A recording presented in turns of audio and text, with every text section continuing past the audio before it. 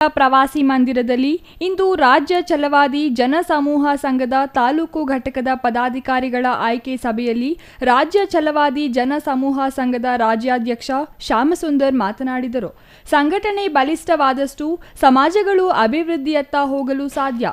ಸಂವಿಧಾನ ಶಿಲ್ಪಿ ಅಂಬೇಡ್ಕರ್ ಅವರ ಶಿಕ್ಷಣ, ಸಂಘಟನೆ, ಹೋರಾಟ ತ್ರಿವಳಿ ಸೂತ್ರಗಳನ್ನು ಯಾರೂ ಮರೆಯಬಾರದು. ನೂತನವಾಗಿ ಆಯ್ಕೆಯಾದ ಪದಾಧಿಕಾರಿಗಳು ಸಮಾಜದ ಶ್ರೇಯಸ್ಸು, ಅಭಿವೃದ್ಧಿಗೆ ಶ್ರಮಿಸಬೇಕು ಎಂದರು. ಅದೇ ರೀತಿ ಗೌರಿಬಿದನೂರಲ್ಲಿ ನಮಗೂ ನಾಗರಾಜ್ ಅವರು ತುಂಬಾ ವರ್ಷದ ಇದಿತ್ತು.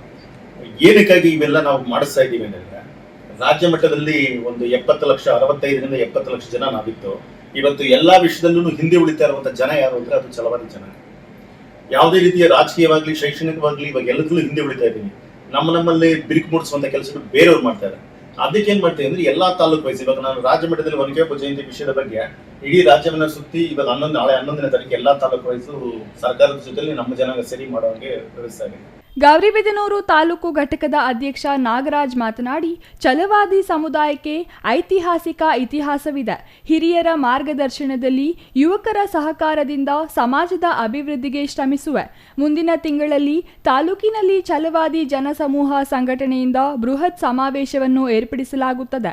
ತಾಲೂಕು ಅಧ್ಯಕ್ಷರಾಗಿ ಮಾಡಿ ಜವಾಬ್ದಾರಿ ನೀಡಿದ ಹಿರಿಯ ಮಾರ್ಗದರ್ಶನದಂತೆ ಕೆಲಸ ಮಾಡುವುದಾಗಿ ಹೇಳಿದರು. 2006ರಲ್ಲಿ ಒಂದು ಸಮಾವೇಶ ಮಾಡಿದ್ವಿ. ಸೊ ಆವತ್ತಿನಿಂದ ಇವತ್ತು ಯಾವುದೇ ಕಾರಣಕ್ಕೂ ನಮ್ಮವರೆಲ್ಲ ಒದ್ದುಗೂಡಿ ಏನಾದ್ರು ಸಮಾವೇಶನೋ ಇಲ್ಲ ಇನ್ನೊಂದಕ್ಕೂ ಮತ್ತೊಂದು ಹೋರಾಟ ಮಾಡೋದಂತಂದ್ರೆ ಅದಕ್ಕೆ ರೂಪರೇಷನ್ ಕೂಡಿಸ್ಬೇಕಂದ್ರೆ ಸಾಧ್ಯವಾಗಿರಲಿಲ್ಲ. ಇವಾಗ ನಮ್ಮ ಹಿತೈಷಿಗಳು ಹಾಗೂ ನಮ್ಮ ಅಣ್ಣನಂತ ಹೇಳ್ಬೋದು, ಕೋಲಾರ ನಮ್ಮ ಶ್ಯಾಮಸುಂದರ್ ಸರ್ ಅವರ ಅಧ್ಯಕ್ಷತೆಯಲ್ಲಿ ಏನೋ ಒಂದು ರೂಪರೇಷನ್ ತಂದು ನೀವೊಂದು ಒಗ್ಗೂಡ್ಕೊಂಡು ಎಲ್ಲರನ್ನು ಒಂದು ಸಮಾವೇಶ ತರ ಮಾಡಿಬಿಟ್ಟು ನಮ್ಮವ್ರನ್ನೆಲ್ಲ ಸೇರಿಸೋ ಕಾರ್ಯಕ್ರಮ ಮಾಡ್ಬೇಕಂತ ಹೇಳ್ಬಿಟ್ಟು ಅವತ್ತಿಂದ ಅವರು ಉದ್ದೇಶ ಆಗಿತ್ತು.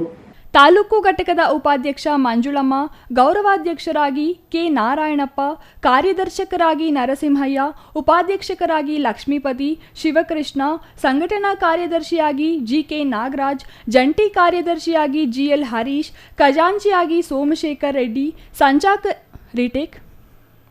ಸಂಚಾಲಕರಾಗಿ ಶ್ರೀನಿವಾಸಮೂರ್ತಿ, ಸಹ ಸಂಚಾಲಕರಾಗಿ ತಿಮ್ಮರಾಜು ಮತ್ತು ಇತರೆ ನಿರ್ದೇಶಕರ ಆಯ್ಕೆ ಮಾಡಲಾಯಿತು. R Manjunath, CTV news, Gauribidanur.